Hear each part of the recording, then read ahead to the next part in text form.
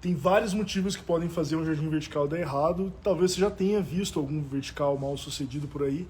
E nessa live nós vamos falar de alguns dos motivos, na verdade 7 motivos que fazem um jardim vertical dar errado. Então, se você gosta de jardim vertical, esse é um bom vídeo para você ver. Tem muita gente que tem preconceito com jardim vertical porque já viu vários jardins verticais que deram errado. Aqui eu tenho um jardim vertical meu, claro, né, no meu escritório. Já fazem 3 anos que ele está aqui. E tá lindo, mas nem, modéstia à parte, mas nem sempre é assim. Porque tem muito jardim vertical mal executado por aí. Isso acaba queimando o filme dos jardins verticais, né? Tem gente que acha que não dá certo jardim vertical porque um conhecido, porque um amigo, ou porque viu em algum lugar que foi feito e não deu certo. E daí fala, isso daí é roubada, é perda de dinheiro, fica horrível. Infelizmente a gente tem que lutar contra esse tipo de pensamento que foi disseminado pelos próprios executores de jardins verticais. Gente que não sabia o que estava fazendo, gente que não manjava de jardins verticais, se arriscou a fazer sem se capacitar para isso antes, sem estudar, sem ter a base necessária ali para cuidar de jardins verticais. E nós vamos falar hoje, então, quais que são os principais motivos. E realmente, jardim vertical pode dar muito problema se você fizer aquelas cagadas que a gente sabe que tem gente que faz aí, desculpe o termo, mas aquelas besteiras que o pessoal faz. Mas o problema não está no jardim vertical, o problema está no profissional que não sabia fazer, se aventurou a fazer e fez errado. Então, não é esse tipo de profissional que a gente está formando, não é quem está assistindo a live aqui, quem está participando do curso do treinamento célula vertical, não é esse tipo de profissional. Tenho certeza que quem está fazendo o curso não vai fazer esse tipo de besteira, né? Márcio Jardim, Lourenço, eu tenho vários clientes, mas sem irrigação automatizada. Estão bem, mas são pequenos. A irrigação é um ponto importante, porque não é todo cliente que você pode confiar no jardim vertical sem irrigação, porque ele não vai dar conta de irrigar. Eu falo que ninguém dá conta de irrigar, e eu não dou conta de irrigar isso aqui numa frequência que ele precisa. Se eu tivesse que cuidar disso aqui, ele já estaria morto ou estaria muito, muito pior do que ele está hoje. Ele ia estar feio, não ia estar bonito do jeito que está. Porque eu tenho mais o que fazer da vida do que ficar regando um vertical 2 vezes por dia durante 4 minutos. Né? Então é super importante ter a irrigação automática, e a irrigação é o grande diferencial. Quem me acompanha há mais tempo sabe que a irrigação é o segredo do jardim vertical. Você pode errar em tudo, que você até pode ter um jardim vertical mais ou menos, mas se você errar na irrigação, você vai perder aquele vertical. Então, isso nos leva ao primeiro grande erro que as pessoas cometem com os jardins verticais, que é não utilizar a irrigação e achar que o cliente vai irrigar. Porque o cliente, a hora que ele olha a tabela de preço ali, ele pode se assustar com o preço, e a primeira coisa que ele vai querer fazer é cortar alguma coisa. E a primeira coisa que ele vai querer cortar é a irrigação. Ele fala, não, pode deixar, eu irrigo. Não, tem a minha mãe aqui em casa, minha esposa, gosta de planta, ela vai adorar cuidar. Pessoal, irrigar não é uma vez por semana, não é no domingo, no final de semana, não é quando lembra. É todo santo dia, 2 vezes por dia. É uma frequência muito alta, é impossível qualquer pessoa dispor desse tempo, mesmo que fique em casa. A gente esquece, a gente tem mais o que fazer. E além disso, a camada de folhas que gera na frente aqui do vertical impede que uma mangueira, por exemplo, leve a água lá onde precisa, que é lá no substrato que está por trás dessa camada, que chega a ter 50 centímetros para mais. Tem alguns lugares aqui que tem quase 1 metro aqui. Claro que isso é controlável, tá? Aqui a gente deixa crescer livremente.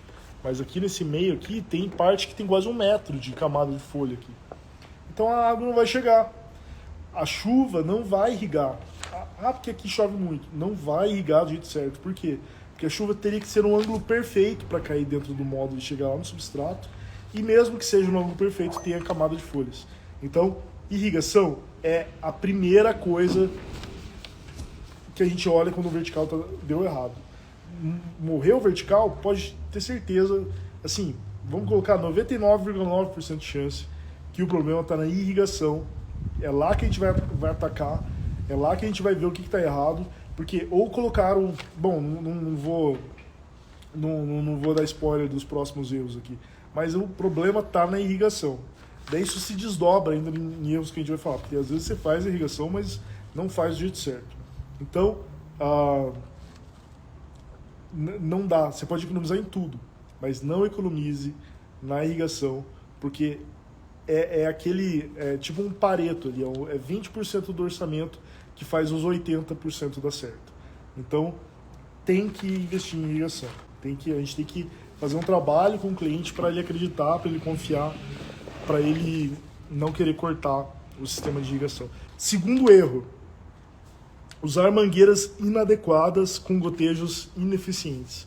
Nós usamos aqui na Ser House uma mangueira de gotejo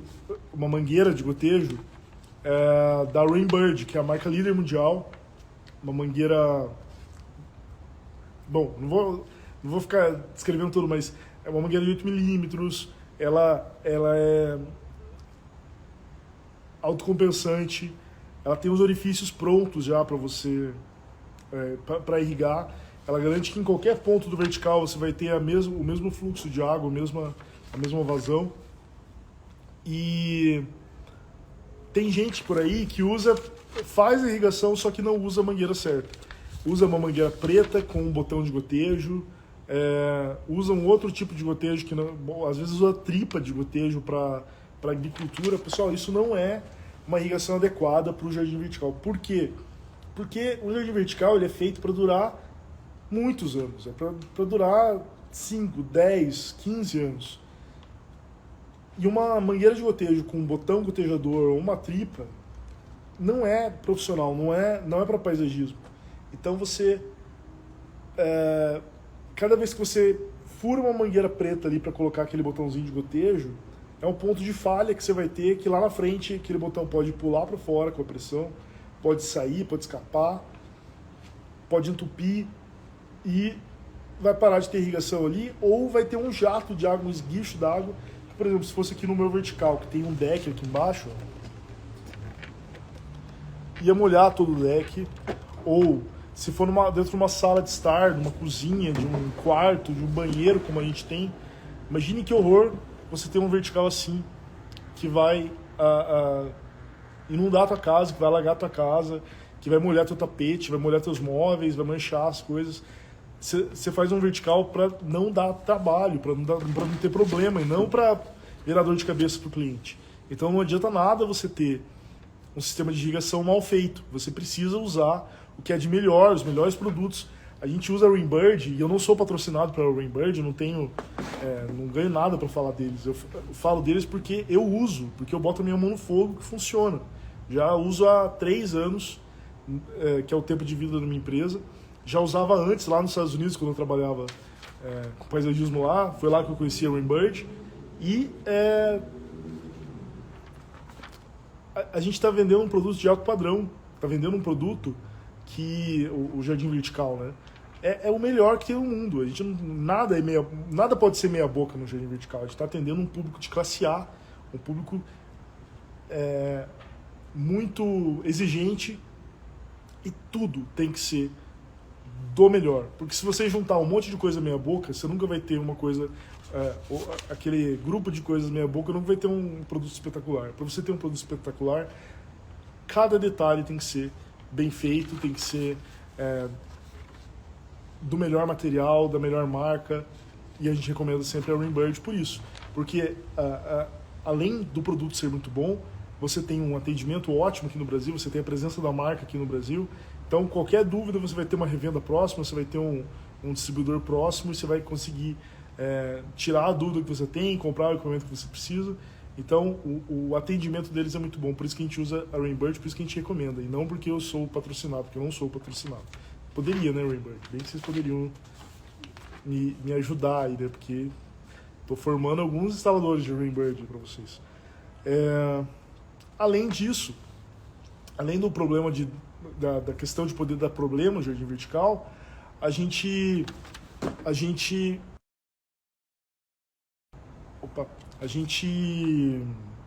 tem a questão da ineficiência. A gente tem a questão de a irrigação não funcionar como deveria, e você ter pontos no vertical que não funcionam, que não irrigam e que as plantas morrem. Deixa eu ler um pouquinho de pergunta aqui. Então o segundo ponto é esse, né? Usar mangueiras de gotejo ineficientes. A terceira questão é usar controlador mecânico ou a pilha. O que é isso? É você não usar o controlador elétrico. A gente só usa controlador elétrico, salvo raras exceções, quando realmente não tem como, não tem um ponto de luz, é impossível puxar um ponto de luz, a gente usa um controlador profissional à bateria, mas você nunca vai usar aquele controlador sem vergonha, verdinho, tem várias marcas, tem um da Manco, que é horrível, antes eu não falava a marca, agora eu falo. Porque você vai colocar um jardim vertical de 5, 10, 15 mil reais, dependendo de uma pilha que custa R$1, e a hora que essa pilha acabar, o jardim vertical vai morrer, e o cliente só vai perceber que acabou a pilha quando ele vê que as plantas morreram. Então não dá para você fazer o sistema de irrigação só que colocar um controlador a pilha. Por favor, não cometam esse erro. Fala, Coquedama Brasil, tudo bem? Paz e luz para você também. Quarto, método construtivo de baixa resiliência, que não respeita a fisiologia das plantas. Tem alguns métodos construtivos. O que é o método construtivo? É o suporte que a gente usa para colocar ali o módulo, né? A gente usa aqui o Plastic Wall, que é um módulo plástico. Não estou com um aqui agora para mostrar, mas eu posso pegar aqui da... Olha aqui como que ele é. São esses módulos plásticos. Então você tem 12 litros aqui. Ele tem capacidade para colocar 12 litros de substrato. Então é muito substrato que a gente pode usar para as plantas. Por isso que elas conseguem crescer e ficar grande desse jeito aqui, ó. Olha o tamanho desse costela de Adão. Olha o tamanho. E ela tá no módulo. Então, aqui embaixo, embaixo desse deck é laje. Tá? Embaixo daqui tem uma garagem, não tá na terra. Tá no módulo. Diferente de alguns outros que a gente tem, por exemplo, como um de concreto ou um de cerâmica, que era uma canaleta fininha ali, que cabe pouquíssimo substrato nesse módulo, e a raiz não tem como crescer, as plantas não têm como se desenvolver, porque não tem espaço para elas. Tem outros que ele tem uma estrutura plástica, e dentro você coloca a planta dentro de um saco e coloca ela de lado na parede. Esse sistema, esse método construtivo, esse módulo, ele subverte a natureza. Ele, ao invés da planta ter aquele geotropismo, como que é geotropismo positivo e negativo? Eu acho que é isso, lá da faculdade, que é a parte a radicular crescer para baixo e a parte aérea crescer para cima, né, o caule crescer para cima. Você vai colocar a planta de lado e a raiz vai ter que crescer de lado. Não funciona, pessoal. Para a maioria das plantas não funciona. Claro, quando você fala de uma samambaia, de algumas plantas epífitas que são acostumadas a crescer em árvores, isso até pode funcionar, mas isso não funciona para a maioria das plantas. Então, você vai estar subvertendo a fisiologia dela e ela não vai conseguir se desenvolver plenamente. Além disso, esse invólucro, que é tipo um tecido não tecido, parece um bidinho, saco, ele retém água ali, ele faz por capilaridade com que a água se concentre só nos arredores desse saco aí, e lá dentro você pode ver que está sempre encharcado o saco de bidinho ali, mas se você colocar o dedo lá dentro, se você abrir o saco, o substrato lá dentro está sempre seco, porque a água não consegue chegar lá. Então tem vários métodos construtivos que eu não recomendo, mas esses que colocam a planta, ao invés de ser de pé, coloca ela de lado, e esses que são uma canaleta, seja de concreto, seja de cerâmica, eu não recomendo de forma nenhuma. Por que eu recomendo o Plastic Wall? Tem outros que funcionam, como a manta, por exemplo. Claro que a manta funciona. A manta é o sistema que o Patrick Blanc usa, só que existem métodos com custo-benefício melhor hoje, que são mais baratos, então permitem que você consiga ter o mesmo resultado com um investimento menor, permite você popularizar, não vou dizer popularizar, mas você tornar acessível para mais gente a tecnologia do jardim vertical.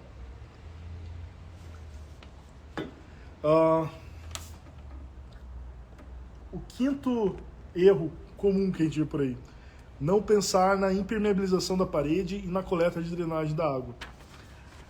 Nem sempre a gente vai precisar impermeabilizar a parede, tá? O Plastic Wall dispensa a impermeabilização porque ele é todo feito em plástico, ele tem a parte de trás dele é perfeitamente fechada, não tem como a água passar para a parede. Porém, quando você afasta um do outro, você acaba tendo que impermeabilizar por precaução. E a questão não é nem só com o Plastic Wall. No nosso sistema, dispensa a impermeabilização em 90% dos casos. Mas em vários sistemas, você precisa impermeabilizar, porque senão vai apodrecer a parede. Por exemplo, no sistema, naquele método que usa argila, cerâmica, um bloco cerâmico ou bloco de concreto. Aquilo lá é uma esponja, aquela cerâmica é uma esponja que está sempre úmido. E você tem que impermeabilizar, mas nem assim funciona. Nem assim funciona, porque se você pegar um jardim vertical antigo de cerâmica, você vai ver que a impermeabilização está sempre descascando. Então ela vai trincando, essa impermeabilização provavelmente não tem proteção contra raízes, não vai funcionar. Você tem que impermeabilizar antes de instalar o bloco cerâmico ali, e ainda assim você vai ter uma fonte de umidade eterna ali, que vai apodrecer aquela parede. Então cuidado com o método que você utiliza. E também a drenagem, né? A coleta, a calha que você vai usar no jardim vertical é super importante, porque senão você vai... para onde você vai mandar aquela água? A não ser que você tenha um local, onde você tenha grama, onde você tenha um jardim que a água vai embora, você precisa dar destino para aquela água, porque se for uma laje, for uma área interna, você precisa destinar aquela água para algum lugar. E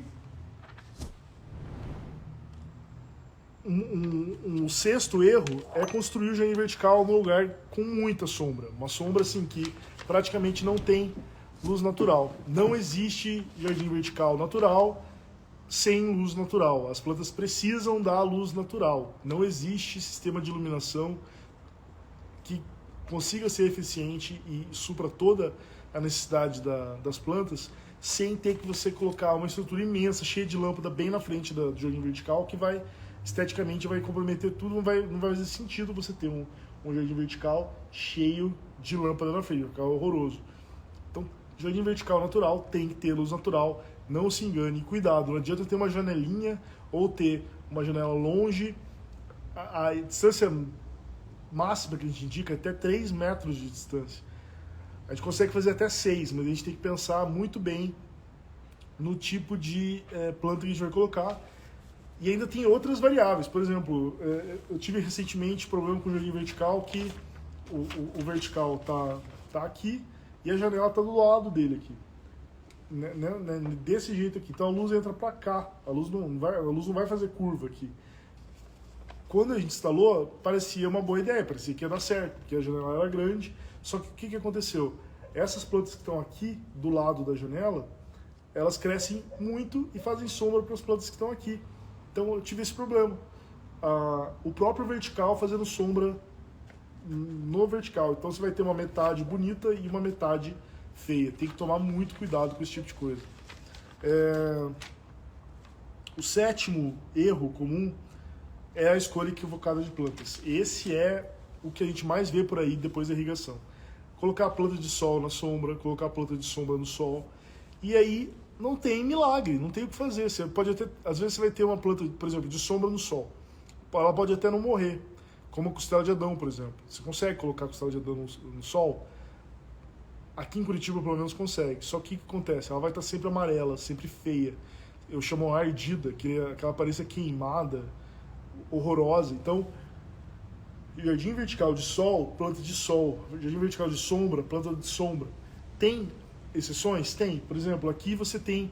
a gente pega sol do meio-dia aqui, porque aqui onde a gente está é ar livre aqui, ó.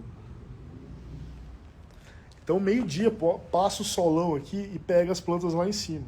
Só que as plantas de cima fazem sombra para as plantas de baixo. Então, a gente tem aqui várias plantas de sombra, como, por exemplo, o lírio da paz, que tem até algumas flores aqui, ó.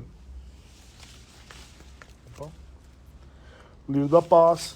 A gente tem a venca que está escondida aqui por essas costelas. Vou ter que podar minhas costelas aqui com muita dor no coração, porque ela está escondendo totalmente as minhas avencas.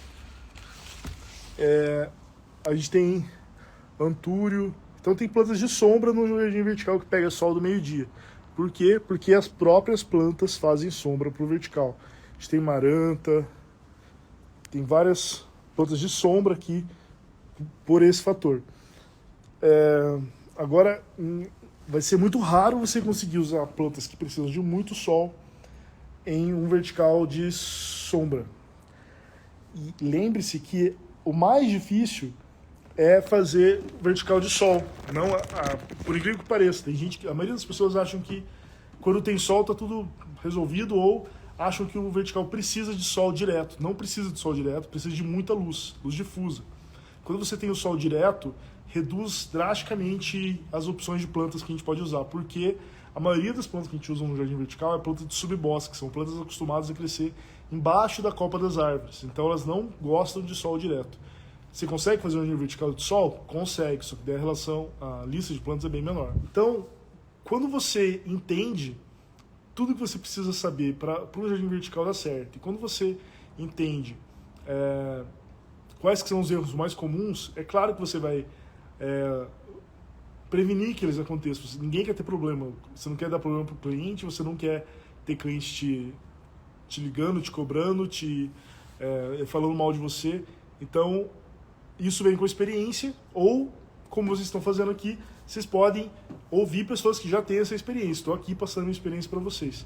Dessa forma, você consegue acelerar e ter um atalho para você fazer ter mais sucesso nos jardins verticais. Mas olha, a gente tem aproximadamente 250 jardins verticais e eu acho que problema, eu não tenho um jardim vertical, nunca tive nenhum jardim vertical que morreu, que não deu certo, e esse já era. Não, nunca tive esse tipo de problema, graças a Deus. Mas um problema pontual ou outro, uma planta que não deu certo, uma situação que precisou de um cuidado, acontece. Mas eu te garanto que hoje eu não tenho nenhum jardim vertical que não foi dado solução ao problema. Esse que é o ponto. Ninguém é perfeito, ninguém é imune a erro, mas você tem que ter a estrutura, tem que ter o bom senso, tem que ter a disponibilidade para arrumar quando acontece qualquer problema. Beleza, pessoal? Então, hoje a live foi sobre os 7 erros mais comuns de jardins verticais, né? Que foi, vou recapitular aqui: não utilizar a irrigação, usar mangueira inadequada de gotejo, usar controlador a pilha, um método construtivo que não funciona, descuidar da impermeabilização, dependendo do método construtivo, fazer o jardim vertical sem luz natural e a escolha errada de plantas para o local do jardim vertical.